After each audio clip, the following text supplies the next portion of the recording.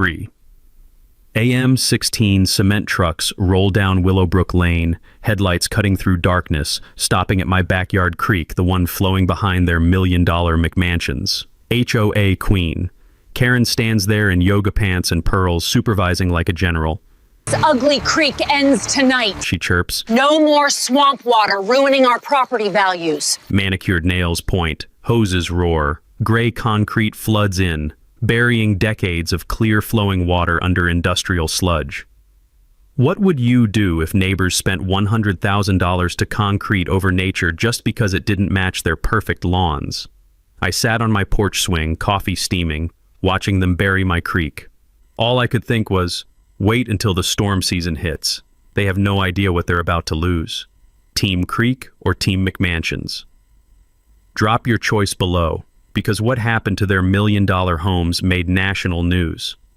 My name's Ezra Blackwood, 58 years old, 30 years as a master plumber, and I know two things for certain. Water always wins, and rich people always think they're smarter than physics. I bought the problem house on Willowbrook Lane after the previous owners fled. Real estate agent called it a drainage challenge, code for sometimes floods, good luck sucker. $180,000 for a cottage surrounded by $1 million McMansions that sprouted like expensive weeds after 2018. Every morning I'd sit on my back porch, black coffee steaming, listening to the creek babble over century-old stones. That sound reminded me of Sarah, my late wife, who called running water nature's lullaby. The creek smell mixed with wildflowers, real, honest scents that money can't manufacture. Uphill, chemical lawn treatments and fresh mulch, the artificial suburban smell of people trying to control Mother Nature with credit cards. Then I met the neighborhood dictator, Brittany Ashford. Picture a Karen with a real estate license and delusions of grandeur. 42, permanently dressed in workout gear she never sweated in, driving a white BMW like she owned the whole street. Voice like a dental drill wrapped in fake sweetness. 3 weeks after moving in, she appeared at my door with that practiced smile that screams, "I want something." Welcome to Willowbrook Estates. I'm Brittany, HOA president. Her eyes swept my property like a home appraiser. We maintain certain standards here. Your backyard situation is becoming problematic. What situation? That swampy area behind your house. It's creating drainage issues and, frankly, lowering everyone's property values. Swampy area. She meant the crystal-clear creek that had been managing this hillside's drainage since her great-grandparents were kids. Ma'am, this creek handles runoff for the entire neighborhood. Without it, you'd have real drainage problems. Her smile turned arctic. Ezra, we're a community. Sometimes individual preferences must yield to collective needs. 2 days later, my first violation notice. Failure to maintain landscaping standards, Section 4.7. $50 fine, 10 days to comply. I spent that evening reading HOA documents with a magnifying glass and growing amusement. The CC&Rs were obsessive about grass height and mailbox colors, but said absolutely nothing about natural waterways. Because the original developers weren't morons, they built around the creek intentionally. This wasn't about landscaping standards, this was about a control freak who thought her checkbook could redesign geology. The creek itself was a masterpiece. During dry spells, water trickled quietly between moss-covered rocks. Spring rains? It swelled into a perfect drainage channel, carrying runoff safely away from $1 million foundations. Every curve, every pool, carved by decades of water physics. But physics doesn't photograph well for real estate brochures. That night, I called my neighbor Margaret Bellamy, 73, widow, lived here before the McMansion invasion. "Brittany's been harassing you too?" she whispered over the fence.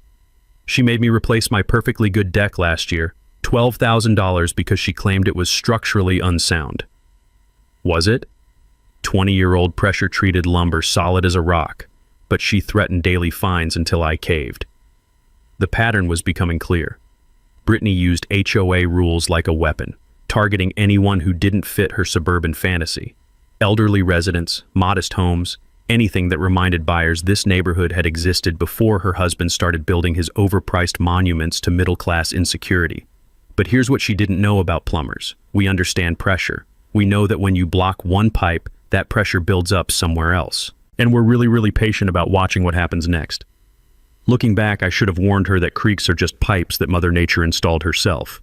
But honestly, After 30 years of fixing other people's improvements to perfectly functional systems, I was curious to see what happened when someone tried to improve on a few million years of hydraulic engineering. Spring arrived early that year, and with it came the rains that would teach Brittany her first lesson in hydrology, though she was too stubborn to learn it. March brought 3 days of steady downpour. Nothing unusual for our area, just normal seasonal runoff that my creek handled like a champ. But suddenly, Willowbrook Lane had a flooding crisis. Water pooled around decorative fountains, a few basement window wells collected puddles, and the Hendersons' driveway sprouted a temporary stream. Brittany called an emergency HOA meeting faster than you could say special assessment. I showed up out of curiosity, sitting in the back while she clicked through 37 slides of wet pavement and soggy mulch. The presentation title, Drainage Crisis, Immediate Action Required. As you can see, she announced to the dozen residents who'd bothered to show up, our neighborhood is experiencing unprecedented flooding due to inadequate drainage management. The irony was thick enough to cut with a shovel. Slide 23 showed my creek running full but clear, carrying runoff like it had for decades.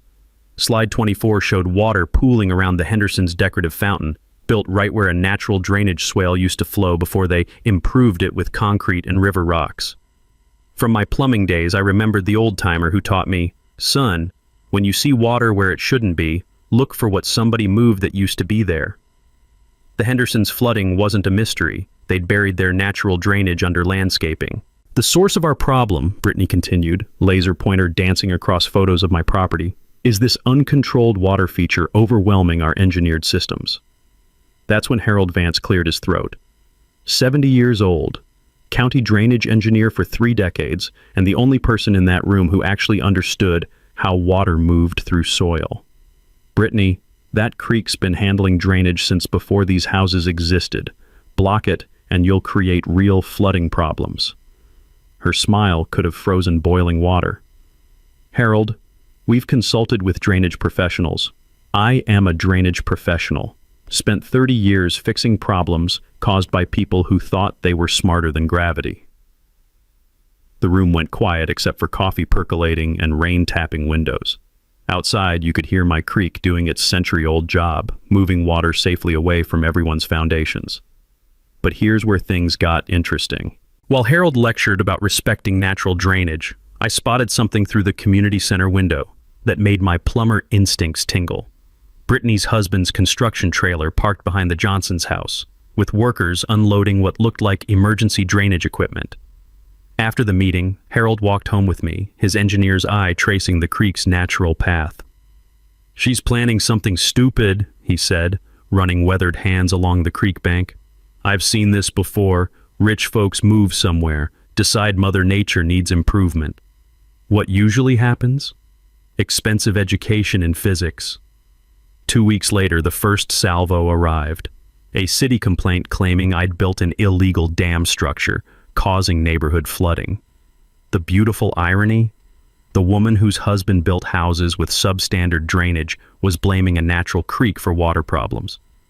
City Inspector Dave Morrison showed up looking like he'd rather be anywhere else. 30 years of municipal service teaches you to spot neighborhood drama from orbit. So where's this illegal dam? He asked, surveying my perfectly normal backyard. Those rocks, I pointed to the creek's natural stone bottom. Dave pulled off his glasses, cleaned them slowly, put them back on. Lady complained about rocks that have been here since the Eisenhower administration. His inspection took an hour, photographing, measuring flow rates, checking elevations. His report was pure poetry. Natural waterway predates development, provides essential watershed drainage, no permit-required structures present. But while Dave worked, I made a discovery that changed everything. Walking the creek's path upstream, I found fresh concrete footings where the expensive houses connected to the storm system. Hasty work, like emergency repairs, the kind you do when your original drainage was inadequate and spring rains exposed the problem. That evening, Margaret Bellamy called with Garden Club intelligence that confirmed my suspicions. Brittany's been telling everyone your creek caused their foundation problems, she whispered. But the Washingtons discovered basement leaks that predate any creek issues. The Johnsons' garage slab has cracks they've been hiding with strategic car parking. the real picture was emerging. These million-dollar houses had drainage problems from day one, built too close to the water table with minimal storm management. But it's easier to blame the eccentric neighbor with the swamp cottage than admit your husband's construction company cut corners on expensive but invisible infrastructure. That night, I sat on my porch listening to water flow steadily over stones, carrying away the day's rain just like it had when this was all farmland. Somewhere uphill, sump pumps hummed overtime in basements that should never have been built so deep. Brittany wanted a war with my creek, but she didn't realize she was actually fighting a battle against physics itself, and physics had never lost a fight. Brittany's revenge arrived in my mailbox like a paper avalanche, 6 HOA violations in 2 weeks that would have made a Soviet bureaucrat weep with pride. Violation 1, grass exceeds maximum height per section 3.2. I measured my lawn myself, 2 3/4 inches. The maximum, 3 inches. Apparently my grass was a 1/4 inch too ambitious. Violation 2, mailbox color non-compliant with architectural standards.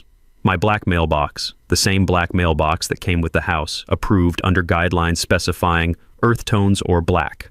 The smell of fresh citation paper became a daily occurrence, like getting served legal documents by a suburban warlord with a laminator addiction.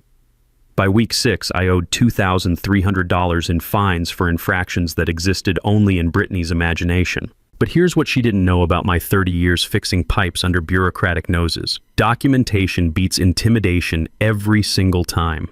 Memorial Day weekend, I played neighborhood photographer, documenting every violation Brittany claimed I'd committed. The Henderson's grass, 3.5 inches of shameful non-compliance. Johnson's mailbox, sun-faded brown that hadn't been regulation earth tone since Bush Sr. was president. The Washington's decorative fountain, twice the size of my unsightly water feature. My old union steward used to say, when management makes up rules to screw you, make them follow their own rules to screw themselves. Selective enforcement isn't just unfair, it's legally actionable. But Brittany was just warming up. Tuesday morning brought the sound that makes every homeowner's blood run cold. Chainsaws at dawn. Through my kitchen window, I watched an unmarked tree crew trimming ancient oak branches that had shaded my creek for decades. The crew boss looked like he'd rather be anywhere else when I approached. "Sorry about this, sir. We were told these branches were dead and hazardous." "Dead? They were budding last week." He glanced around nervously. "Look, lady in the white BMW said make it look like storm damage. We're just following orders." Storm damage. Because apparently 40-year-old oak limbs spontaneously decide to commit suicide just to spite the HOA. The environmental impact was immediate.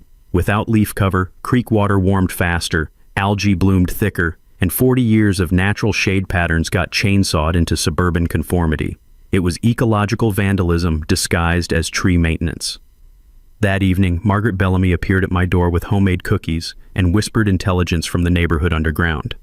"They did the same thing to me," she confided, checking over her shoulder like Brittany might materialize from the azaleas. "Forced me to replace a perfectly good deck because it was structurally unsound. $12,000 for 20-year-old pressure-treated lumber that could have supported a tank. Was it actually dangerous? Rock solid. But Brittany threatened daily fines until I caved. Fixed income versus unlimited legal harassment. Guess who wins?" The pattern was becoming clear.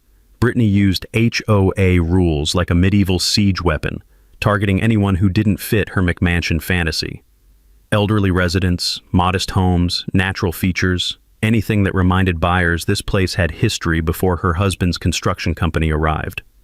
Then came her masterpiece, an emergency HOA meeting scheduled for Christmas Eve to vote on an $85,000 drainage improvement project.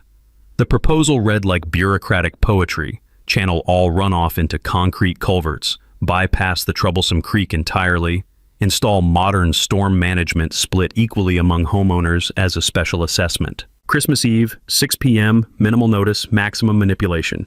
7 board members present, 2 actual residents who'd rather be home wrapping presents, and proxy votes from members I'd never seen breathing. The vote passed 7-2 faster than holiday eggnog disappears at office parties. But here's where my weekend detective work paid off. That night, I cross-referenced the voter list with county property records while sipping leftover Christmas coffee. Two proxy voters had moved to Florida months ago. The meeting notice violated the 30-day advance requirement, and the quorum needed 15 actual residents, not phantom votes from people enjoying retirement in warmer climates. From union contract fights, I knew that when people break their own rules, those broken rules become legal weapons. The vote was invalid, but Brittany was already ordering concrete trucks. The next morning I called Jim Martinez, the lawyer who'd handled Sarah's estate. Environmental law wasn't his specialty, but he understood when people ignored contracts. Ezra, they can't just disregard their own governing documents. If HOA rules bind you, they bind everyone. What about destroying the creek? Natural waterways fall under state environmental protection. Penalties start at $25,000 per day for unpermitted alterations. I spent New Year's Eve reading environmental statutes by lamplight, learning that what Brittany planned wasn't just stupid, it was federally illegal. But she'd already scheduled the concrete pour for January 15th. The woman was about to commit an environmental crime and send me the bill for it. Sometimes the best revenge is just watching someone outsmart themselves. January 15th arrived with the kind of gray sky that makes bad decisions look even worse. At 5 a.m., diesel engines rumbled down Willowbrook Lane like an invasion force. 16 cement trucks forming a concrete convoy to destroy what nature had spent centuries perfecting.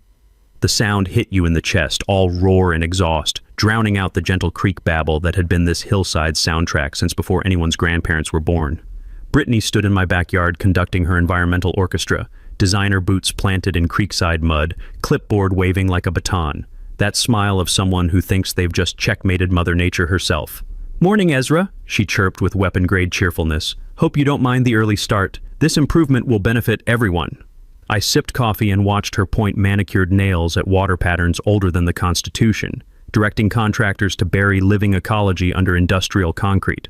The mixers roared to life, their grinding mechanical sound replacing the creek's natural music. The first pour hit the water like gray lava, covering stones polished smooth by decades of natural flow. Tadpoles and salamanders that had called this creek home suddenly found themselves swimming in liquid rock that would harden into their tomb. Within hours, they'd transformed a living waterway into a concrete drainage ditch. The smell changed from clean water and moss to diesel exhaust and curing cement, like someone had poured industrial soup over a natural cathedral. From 30 years of plumbing, I knew what Brittany didn't. Concrete doesn't absorb water, it redirects pressure.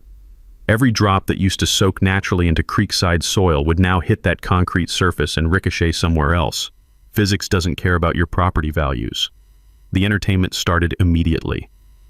That same afternoon, I watched the first test of Brittany's engineering genius. A brief winter shower hit the fresh concrete, and water that should have infiltrated slowly into natural creek bed instead bounced off like it was hitting a sidewalk. The runoff shot straight into Brittany's own foundation plantings, pooling around expensive landscaping that had never seen standing water before. Her prize azaleas suddenly found themselves growing in an accidental swamp. By week 2, the consequences were spreading like ripples from a dropped stone. The Henderson's decorative fountain, which had never overflowed in 5 years, suddenly couldn't handle runoff that used to disappear into creekside soil. Water backed up into their flagstone patio, creating puddles where they'd never existed. Johnson's French drains, hastily installed last year to address mysterious moisture issues, started bubbling like champagne fountains. Turns out when you eliminate natural drainage and force everything through artificial channels, you overwhelm systems that were already struggling. But the most beautiful irony was Brittany's own basement. For the first time since construction, her window wells collected standing water. The concrete channel was working exactly as designed. Unfortunately, she'd forgotten to calculate where that redirected water would end up. Within a month, reality started writing checks that concrete couldn't cash. Hairline cracks appeared in 3 driveways, spiderwebbing across surfaces that had been solid for years. Pool decks settled unevenly, creating gaps between slabs that looked like miniature earthquake damage. The neighborhood's new soundtrack became concrete popping during temperature changes and metal groaning as rebar stressed under shifting foundations. From my sump pump installation days, I recognized the classic signs of hydrostatic pressure building underground. Clay soil acts like a sponge until it reaches saturation, then becomes as unstable as pudding. Brittany had eliminated the natural release valve that kept soil moisture balanced for generations. Her response was predictably delusional. She hired landscapers to plant fast-growing shrubs around foundation cracks, hoping to hide evidence before it became neighborhood gossip. "Just normal settling," she announced at February's sparsely attended HOA meeting. "Luxury homes experiencing minor cosmetic adjustments." Cosmetic adjustments, like calling the Hindenburg's Landing a minor parking issue. Meanwhile, 3 families quietly listed their homes, pricing them to move before foundation problems became impossible to conceal. Real estate agents started using creative language like mature drainage characteristics and unique water features. But here's where Brittany's concrete victory became her legal nightmare. I was documenting everything. Every crack, every settlement pattern, every new pooling location got photographed with timestamps and detailed notes. Harold, my engineer neighbor, was helping me understand what we were recording. Progressive structural damage directly traceable to eliminating natural drainage. From my union days fighting contract violations, I knew documentation beats denial every time. My lawyer had suggested keeping records, and my camera was building a federal case one photo at a time. That concrete pour hadn't solved Brittany's drainage problem. It had created environmental evidence that regulatory agencies take very personally. By early March, I had 6 weeks of documented proof showing how concrete creek destruction caused measurable structural damage to multiple properties. Spring storm season was still 8 weeks away, and Brittany's concrete channel was already failing its basic function. I couldn't wait to see what happened when Mother Nature really started testing her engineering genius. The truth hit me while I was elbow-deep in Margaret Bellamy's leaky kitchen faucet, surrounded by the smell of old pipe compound and fresh coffee. "You know what's funny about Brittany's husband?" Margaret said, handing me a dish towel. "My daughter works at the county recorder's office. Says she's been seeing his name on some very interesting paperwork lately." My wrench stopped mid-turn. "What kind of paperwork?" "Construction liens, a whole stack of them." That afternoon, I drove to the county courthouse for the first time since Sarah's estate paperwork. Public records are like plumbing blueprints. If you know how to read them, they show you exactly where the problems are hiding. What I found made my blood pressure spike in the best possible way. Ashford Construction, Brittany's husband's company, had built our entire neighborhood plus 3 others, all showcasing the same corner-cutting signature: minimal drainage infrastructure masked by expensive surface finishes. The financial picture was even juicier. Rick Ashford owed $3.2 million on construction loans for 3 unsold lots, with payments restructured twice in 18 months. From my contractor days, I knew the golden rule. When builders cut costs, they start with what buyers can't see. Drainage, foundation work, structural supports, all the expensive underground stuff that's invisible during model home tours. But here's where it got beautiful. The original 2017 engineering survey for Willowbrook Estates specifically noted my creek as essential drainage feature, not to be altered without comprehensive stormwater management upgrades. Rick Ashford had built around that creek intentionally, using it as free drainage infrastructure for the entire development. Every foundation, every street drain, every landscaping plan assumed that natural waterway would handle runoff forever. The concrete pour wasn't about neighborhood aesthetics. It was about burying evidence of substandard drainage that was killing his property sales. The insurance angle made it even better. Margaret's daughter had glimpsed HOA liability policies that excluded soil movement and gradual settling, standard language that becomes expensive when foundations shift due to drainage elimination. Individual homeowner policies carried identical exclusions. Nobody was covered for structural damage from eliminated natural drainage systems. From years of water damage insurance fights, I knew the difference between sudden and gradual damage determines everything. Burst pipes get covered, slow foundation settling doesn't. Homeowners would eat the entire cost while Ashford Construction stayed legally protected. The scheme was elegant in its cynicism. Build houses with marginal drainage, use natural creek as backup system, eliminate creek when it conflicts with sales marketing, then let individual homeowners absorb financial liability for resulting structural problems. But Rick Ashford had made one critical miscalculation. Federal environmental law doesn't negotiate with local financial arrangements. That evening, I spread the courthouse documents across my kitchen table like evidence in a murder trial. The paper smelled like bureaucracy and broken promises, but it painted a clear picture of systematic fraud disguised as neighborhood improvement. I called Jim Martinez with my discoveries. If they altered protected waterways to hide construction deficiencies, that's environmental violation plus potential fraud. EPA penalties start at $25,000 per day for unpermitted stream alteration. What about homeowners dealing with foundation damage? If they can prove problems stem from creek elimination that violated original engineering specifications, they've got significant damages claims. I spent that night cross-referencing development plans with actual construction, highlighting discrepancies by lamplight. The gaps between what was planned and what was built became obvious once you understood the financial pressure driving corner-cutting decisions. Spring storm season was 5 weeks away, and I finally understood what was coming. All that water pressure, redirected from natural absorption into overloaded artificial systems, meeting foundations designed around drainage infrastructure that no longer existed. Rick Ashford had turned my neighborhood into a geological time bomb, then lit the fuse himself by destroying its natural safety valve. March brought the kind of crisp morning air that makes you want to build something, or in my case, document everything before Mother Nature finished what Brittany started. My first recruit was Dr. Sarah Kim from the County Community College. I'd met her during a municipal drainage consultation, and environmental science professors have two things in common. They love real-world disasters, and they hate watching ecosystems murdered by suburban arrogance. Someone concreted over a natural creek without permits? Her voice carried the academic fury that makes tenure committees nervous. Ezra, my students would kill for a case study this blatant. Within days, my backyard transformed into an environmental crime scene investigation. 5 graduate students with equipment worth more than my truck, measuring soil permeability and installing monitoring devices that looked like they belonged on Mars. The science was beautiful in its simplicity. They used piezometers, fancy wells that measure underground water pressure, to document how creek elimination affected subsurface hydrology. Every reading confirmed what 30 years of plumbing had taught me: eliminate drainage, create pressure, wait for expensive problems. The students' data read like a disaster prediction. Soil saturation up 40%, hydrostatic pressure building at foundation level, water table rising toward the surface like a geological time bomb with a timer nobody could see.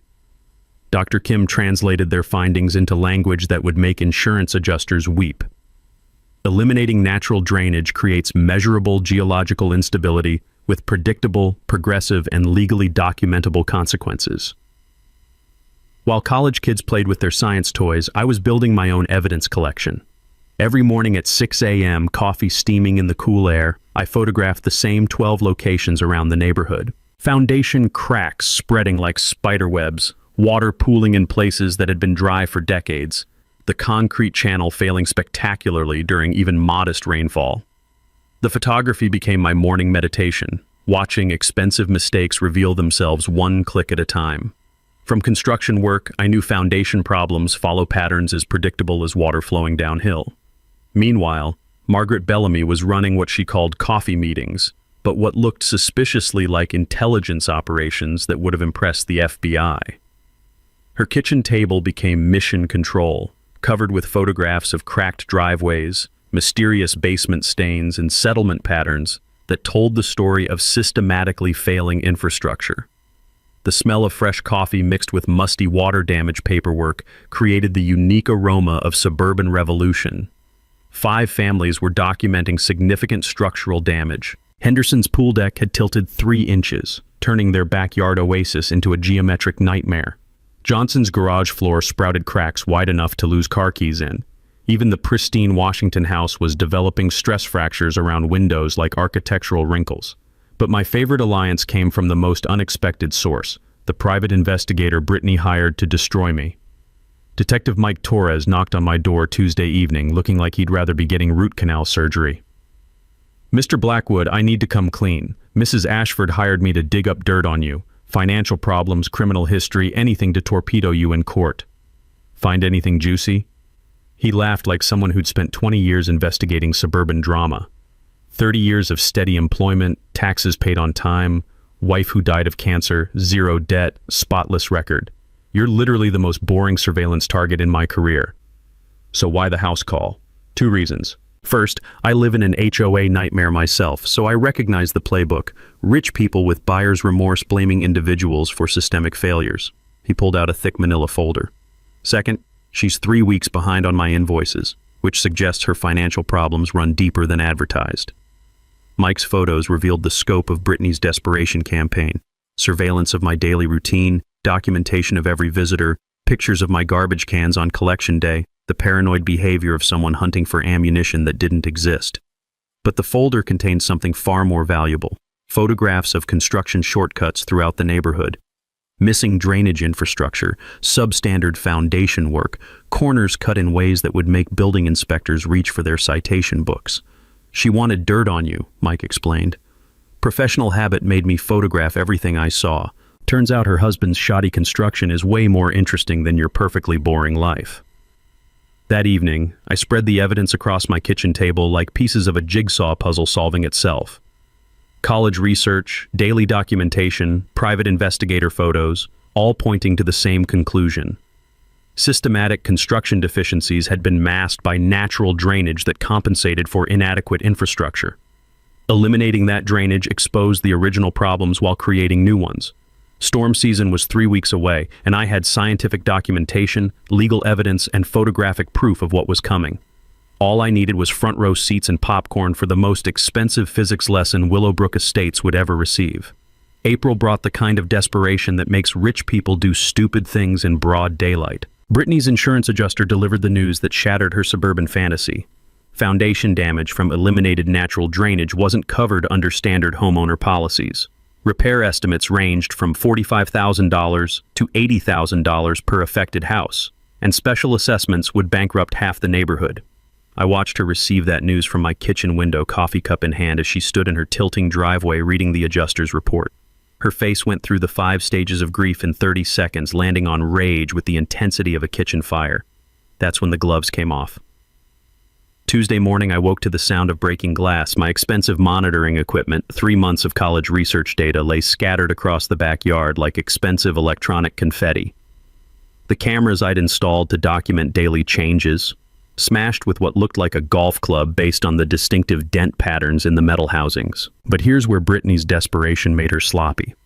I'd learned from my union days to always have backup systems. Hidden cameras captured the entire vandalism incident, including clear shots of the white BMW parked at the property line and figures in distinctive workout gear wielding sporting goods like weapons. The character assassination campaign escalated to neighborhood-wide psychological warfare. Anonymous flyers appeared on every doorstep, printed on expensive paper that smelled like desperation and legal liability. "Warning: Unstable neighbor threatens property values," read the headline, followed by claims that I was mentally unwell and obsessed with environmental conspiracies. The flyer described my documentation efforts as dangerous surveillance and warned families with children about my erratic behavior. 3 families received personal visits from Brittany who whispered concerns about their elderly neighbor's declining mental state and suggested they avoid contact for their own safety. The campaign had all the subtlety of a suburban inquisition, complete with concerned citizen theater and manufactured fear. But Margaret Bellamy had been through HOA warfare before, and she wasn't buying the performance. "Honey, I've lived through McCarthyism and 3 different HOA presidents," she told me over coffee while examining the vandalism photos.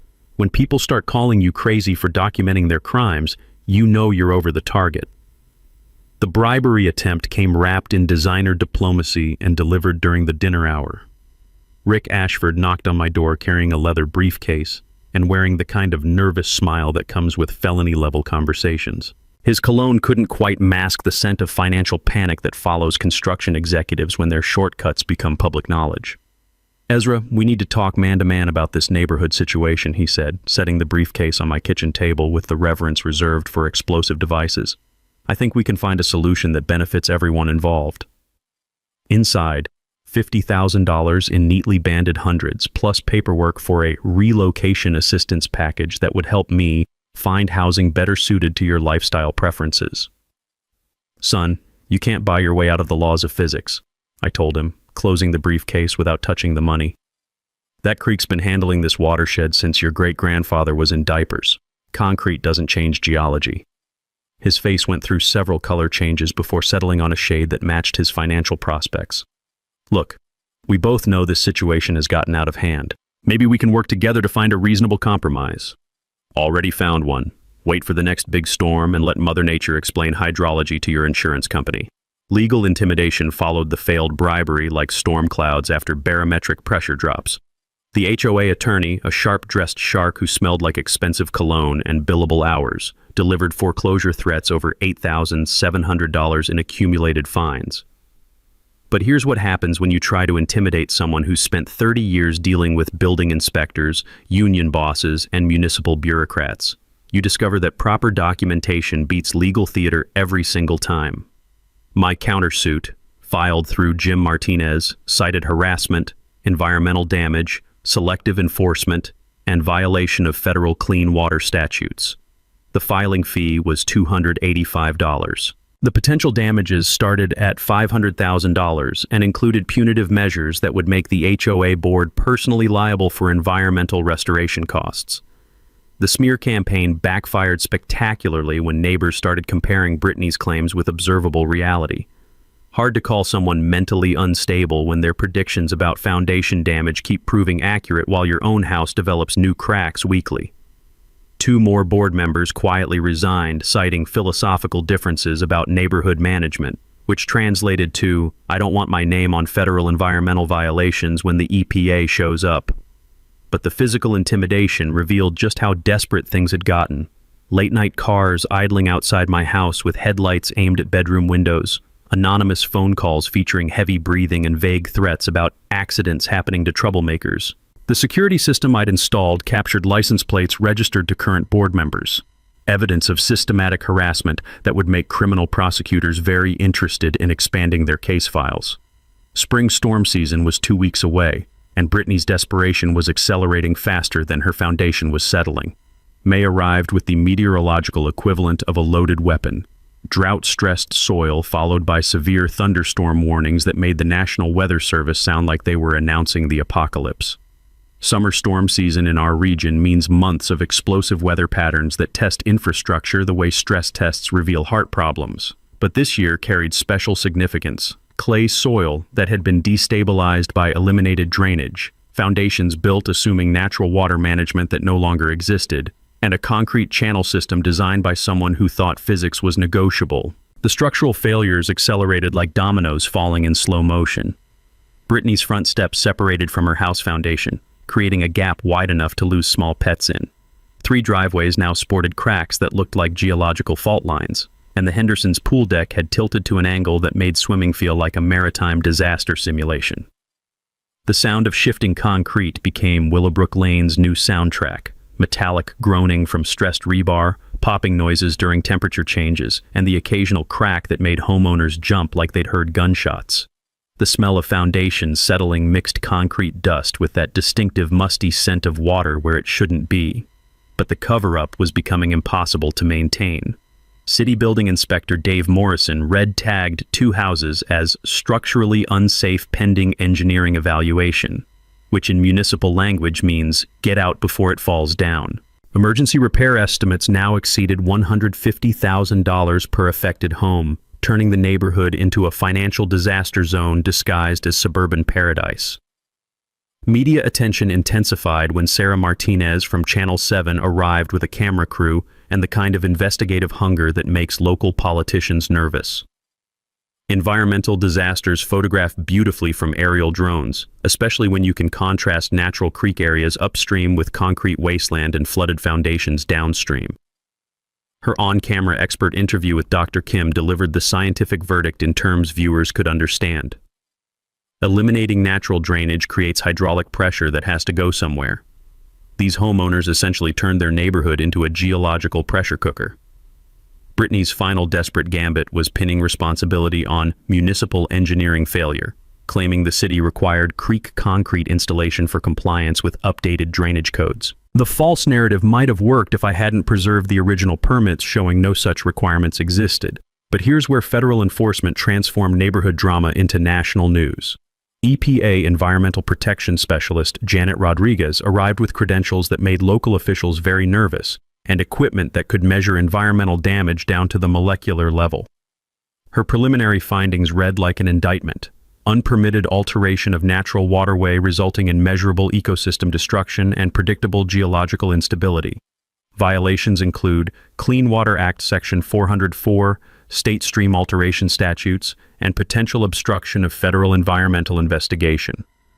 The community revolt reached critical mass when 15 families demanded an emergency HOA meeting to remove the entire board. Brittany lost majority control as proxy votes got invalidated, and residents discovered that HOA rules actually worked both ways when properly enforced.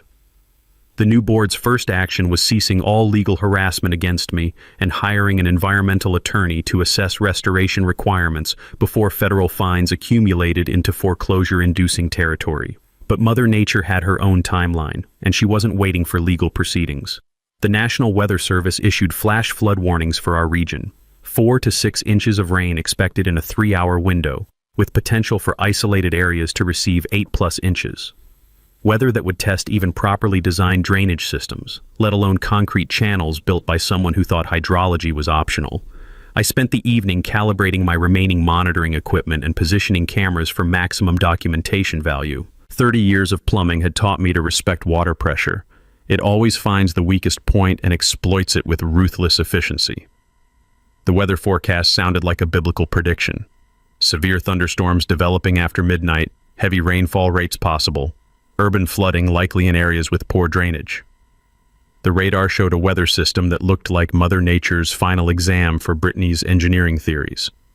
Rick Ashford made one last desperate appearance, showing up at my door with legal papers and the kind of panicked expression that comes with federal investigators asking uncomfortable questions about construction shortcuts. "We're prepared to offer full restoration of the original creek, plus compensation for any inconvenience this situation may have caused," he said, hands shaking like he was detoxing from confidence. "Bit late for that conversation," I replied, watching lightning flicker in the distance. "Weather Service says the storm hits in 6 hours. Your concrete channel's about to get its final performance review." I spent that evening sitting on my porch, listening to thunder roll across the horizon like artillery fire. Somewhere in the distance, weather was gathering to deliver a physics lesson that would cost Willowbrook Estates more than all their construction shortcuts had saved. The reckoning was finally coming, and it would be measured in gallons per minute. The storm arrived at 2:47 a.m. with the fury of a geological lawsuit delivered by clouds. Thunder shook windows hard enough to rattle picture frames, while rain hammered the concrete creek channel like machine gun fire against a bunker. Within the first hour, water was backing up faster than Brittany's excuses, rising 3 feet above normal creek level with nowhere to infiltrate naturally. I sat on my covered porch with black coffee and a front row seat to the most expensive hydrology lesson in county history. My cameras captured every minute of water rising, pooling, and finding creative ways to remind the neighborhood that physics doesn't negotiate with property values. The concrete channel, designed to handle normal drainage, proved as effective as a screen door on a submarine when confronted with actual storm volumes. Water shot out of the artificial stream bed like a fire hose, flooding landscaping that had never seen standing water in 5 years of homeownership. Sarah Martinez was broadcasting live from our flooded street by 4 a.m., her camera crew documenting disaster in real time for the early morning news audience. The aerial footage was cinematically perfect. Natural creek areas upstream handling the storm beautifully, while downstream concrete zones created an instant swamp that looked like environmental revenge served ice cold. "This is exactly what happens when you fight natural hydrology, Doctor," Kim explained during the live interview, standing ankle-deep in water that used to be Brittany's prize-winning front lawn. "Water always finds a way, and elimination of natural drainage creates pressure that has to go somewhere." Then came the moment that would make national news.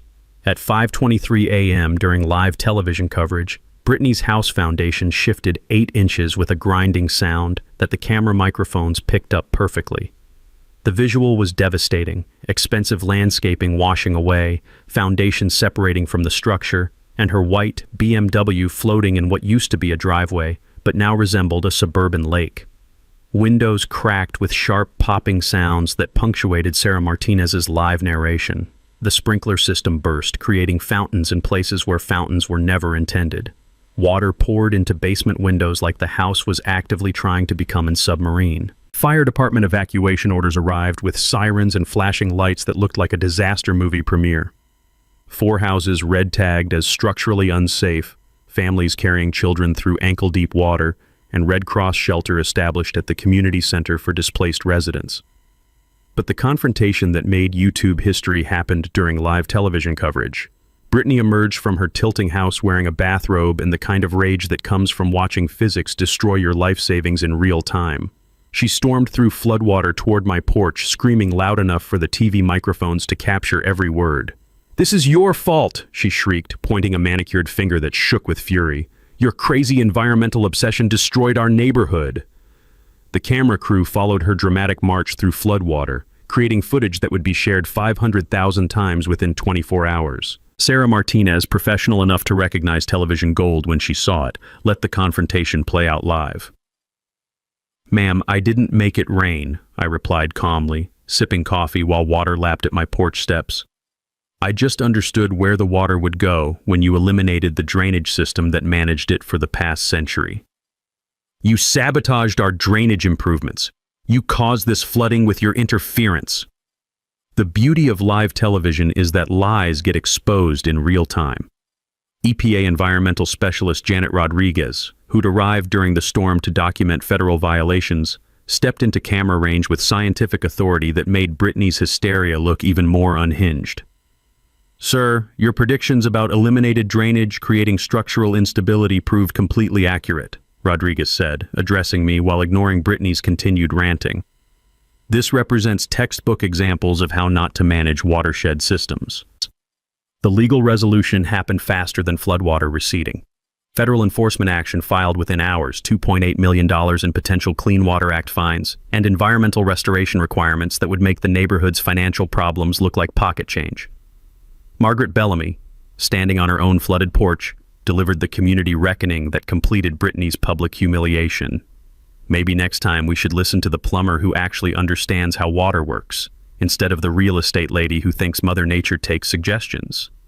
The viral footage spread across social media with captions like "Karen versus physics" and "When HOAs attack nature." Environmental engineering programs started using our disaster as a case study in what happens when developers prioritize aesthetics over hydrology. By dawn, Willowbrook Lane looked like a war zone where physics had won decisively. Emergency vehicles, news crews, displaced families, and one very satisfied retired plumber who just watched 30 years of construction experience vindicated by Mother Nature herself. The reckoning was complete, and it had been beautiful. 3 months after Mother Nature's final exam, Willowbrook Lane looked like a completely different neighborhood, and not just because of the construction equipment parked everywhere. Federal Court Judge Patricia Wong ordered complete creek restoration within 90 days, environmental impact mitigation, and penalties that hit the HOA with a special assessment of $127,000 per household. The ruling read like poetry for anyone who'd ever been bullied by suburban authoritarianism. Natural waterways predate human development and must be preserved according to federal environmental statute, regardless of local aesthetic preferences. Brittany's family was among the first casualties of financial reality. Their house, condemned as structurally unsafe, sold at auction for 60% of its original price. Last I heard, they'd moved to a rental apartment complex with rules against modifying natural drainage, irony served with a side of monthly lease payments. But the real victory was watching the neighborhood transform from a place ruled by fear into an actual community. Margaret Bellamy became the new HOA president, elected on a platform of environmental stewardship and common sense governance. Her first board meeting featured actual coffee instead of bottled water, and discussions about rain gardens instead of violation quotas. The musty smell of fear was replaced by the fresh scent of possibility. The creek restoration became a masterpiece of environmental engineering. Professional hydrologists designed natural retention areas that could handle 100-year storm events, native plant restoration that brought back wildlife corridors, and educational features that turned our neighborhood into a model for sustainable development. Within 6 months, herons returned to fish in pools that had been concrete. Salamanders reappeared in restored habitat. Kingfishers dove for minnows in water that ran clear over naturally placed stones. The soundscape changed from concrete muffled silence back to the gentle babble of moving water that had been this hillside's voice for centuries. My countersuit against the old HOA board resulted in a $45,000 settlement that I immediately donated to establish the Willowbrook Watershed Education Center. Insurance companies, spooked by federal environmental violations, refused coverage renewals for anyone involved in the creek destruction, creating financial accountability that lasted longer than legal judgments. But the most meaningful change was personal. City planners hired me as a drainage consultant for new developments, paying me to prevent the problems that Brittany's arrogance had created. Turns out, 30 years of plumbing experience, plus documented expertise in environmental restoration, makes you valuable to people who want to avoid federal lawsuits. The Education Center became our neighborhood's crown jewel.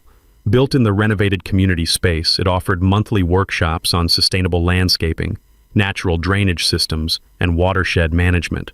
The smell of fresh mulch and growing plants replaced the artificial chemical treatments that had once dominated our landscaping.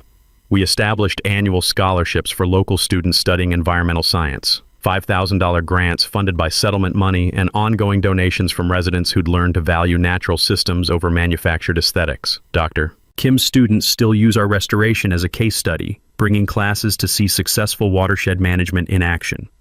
The story spread beyond our neighborhood boundaries. HOA management companies now use our case as training material for what not to do when residents request environmental modifications.